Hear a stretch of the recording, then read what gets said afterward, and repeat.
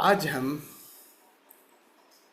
अपने अवचेतन को, क्योंकि अब जैसे जैसे आपका ध्यान, आपकी समाधि, आपकी यात्रा आपकी गहराएगी, तो आपका चेतन ही आपको अपने अवचेतन पर हमें काम करना है।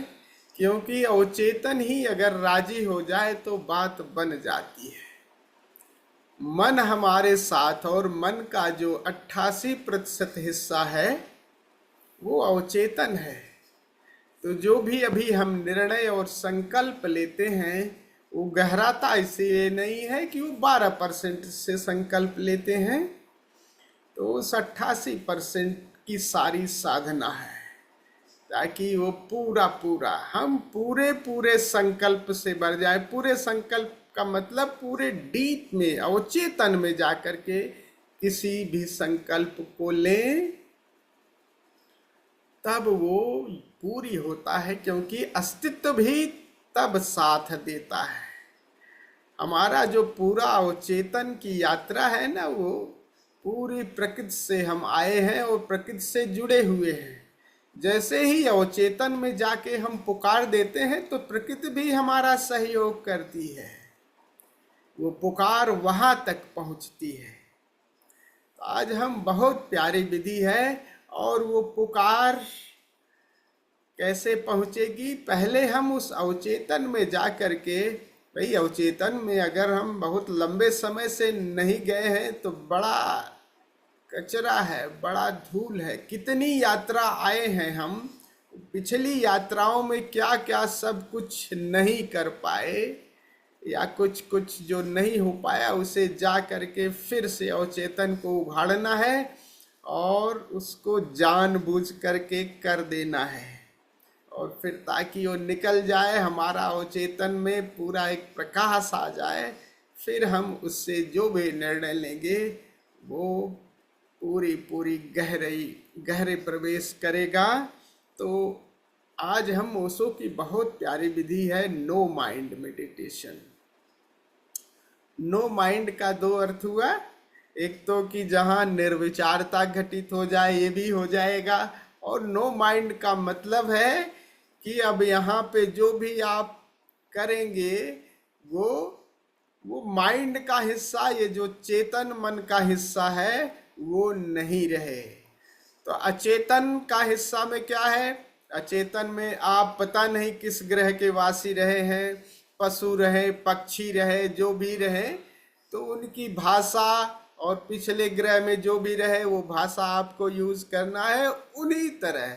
और पक्षियों की तरह, देखा नहीं पक्षी कैसे खुले आकाश में उड़ान भरते हैं, जहां मर्जी हो आकाश में, कहीं भी कोई सीधी गति नहीं है, खूब उड़ान भरे।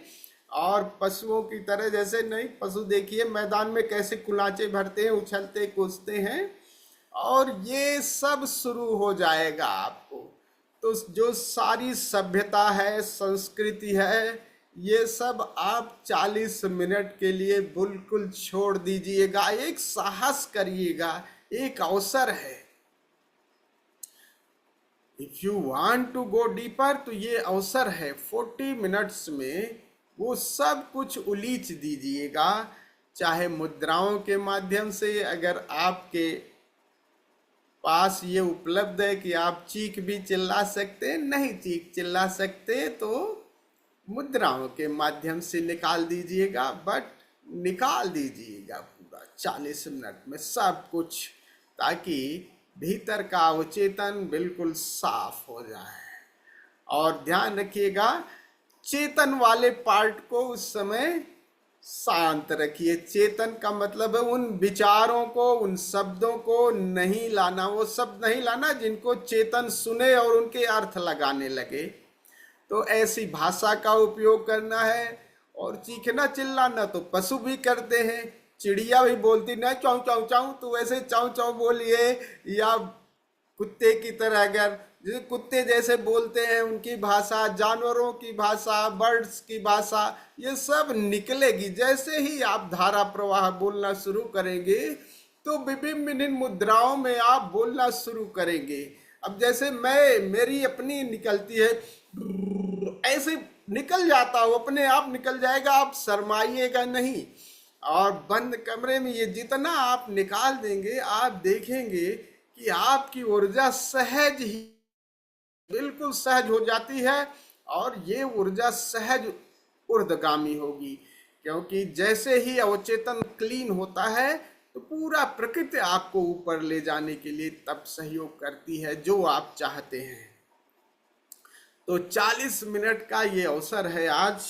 तो ओशो की ही वाणी में है, क्योंकि ओशो की जो सारी ये लैंग्वेज जो उस समय जब बोल रहे थे वो इंग्लिश में है, और बहुत प्यारी लैंग्वेज है, बहुत अंग्रेजी, बहुत बिल्कुल। और ओशो इतने आराम से बोल रहे हैं कि आपको समझ में आएगा।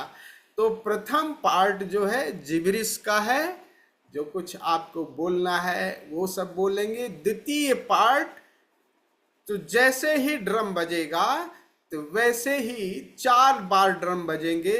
पहले चरण में शुरू में ओशो थोड़ा सा बताते हैं कि जिब्रिश क्या है और किस तरह से आपको करना है इंग्लिश में, करीब 1-1.5 मिनट का। इसके बाद निवेदनों, उनकी जो शिष्या हैं उनको कहते हैं, निवेदनों को संकेत देते हैं। तो निवेदनों एक ड्रम बजाती है, जैसे ड्रम बजाएगी वैसे आप बिल्कुल छोड़ दीजिएगा चेतन को। शांत और चेतन वाले पार्ट से आप अनर्गल बोलना शुरू करिए। कुछ भी ला ला ला गोगा गाते उनमें देख जो भी बोलना शुरू करेंगे, और जैसे शुरू करेंगे तो देखेंगे वो भीतर का वो चेतन खुल जाता है। फिर आप बैठने के बाद चाहे उठ जाइएगा, उठ करके मुद्राओं के माध्यम से, लेकिन ध्यान रखिएगा आसपास के परिवेश को ज़्यादा, अगर ऐसा है कि नहीं चीख चिल्ला सकते, लेकिन ऐसा अगर अवसर उपलब्ध होगा तो हम लोग ये भी करेंगे। और वहाँ पे खूब चीखिए, चिल्लाइए या मुद्राओं के माध्यम से निकाल दीजिए इन 40 मिनटों में, ताकि अवचेतन तक आप प्रवेश कर जाएं। फिर जैसे ही एक ड्रम बजेगा वैसे ही आप शांत हो जाएंगे, बैठ जाएंगे, और उस बैठने में बिल्कुल थिर, जस्ट लाइक स्टैचू। तब आपको हिलना नहीं है। और इसके बाद ओशो की आवाज है, 40 मिनट तक ओशो आपको उस भाव दशा में ले जाएंगे, भीतर की भाव दशा में, अपने शब्दों से। क्योंकि उस बुद्धाहूड को अपने शब्दों के माध्यम से, आप बुद्ध हैं कह रहे हो सो आप बुद्ध हो, तो उस तरह की सारी भाव दशाएं अपनी वाणी के माध्यम से उसको कहेंगे। तो आप भीतर की तरफ उसी तरह से उतरते जाइएगा, उसी भाव दशा में सारी चेतना अपनी भीतर की तरफ सिकोड़ लीजिएगा। भीतर, अब बाहर कोई गति नहीं, बाहर की सारी गति रोक दीजिएगा।